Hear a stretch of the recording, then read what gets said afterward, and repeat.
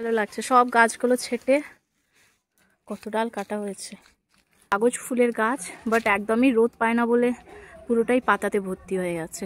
ফুলই হয় না, খুবই কম ফুল হয়। শুধু এদিকে হচ্ছে জাম গাছ, এদিকে হচ্ছে কাঁঠাল গাছ। এবার দুটো গাছের মাঝখানে আমি বসিয়ে দিয়েছি। তখন অত বুঝতে পারিনি যে রোদ পাবে না, সবসময় ছাওয়াতে থাকবে। এবার দেখো কি অবস্থা। কি আর করবো, এত বড় গাছটাকে তো আর তুলে দিতে পারি না। তার সঙ্গে অনেক কটাই গাছ আছে এখানে, যেমন জবা গাছগুলো বেশ ভালোই হয়েছে। একটা নারকেল গাছ, একদিকে নাগপঞ্চমী, এদিকে একটা কারি পাতা, বেশ ভালোই হচ্ছে। বাট এই গাছটাকে দেখে আমার মায়া লাগছে। কাজ ফাজ হলো তো, মানে লাঞ্চটাকে স্কিপ করে এই যে সিয়া সিটে যে জলটা আছে, এখন টাইম পেলাম খাবার। তো ইচ্ছা করছে না আজকে লাঞ্চ করতে।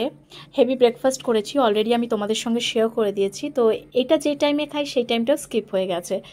আর দেখতেই পাচ্ছ এতটাই রোদ আর তেমনি গরম। তো যাই হোক, এই গরম আর রোদ কতদিন থাকবে, মনে হচ্ছে দুর্গাপুজোর সময়তেই বৃষ্টিটা হবে, এখন আর হবে না।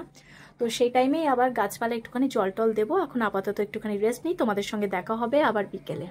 তো ওই দিকের গাছগুলোকে এখানে এনেছি, এবার এই গাছগুলোতে বেশ ভালোভাবে জল দেবো, মানে চান করাবো। কি অবস্থা দেখেছো গাছগুলো হয়েছে, অতিরিক্ত গরম। আজকে অনেক পরিষ্কার হয়েছে। এখানে কটা গাছ ছিল সেগুলো সরিয়ে দিয়েছি, একটু ফাঁকা করেছি। এই গাছগুলোকে আবার সরাবো। এখানে অনেক গাছ কাটা হয়ে গেছে। আর এই সময় তো মনে হয় গোলাপ গাছের পাতাগুলো একটুখানি ঝরে যায়।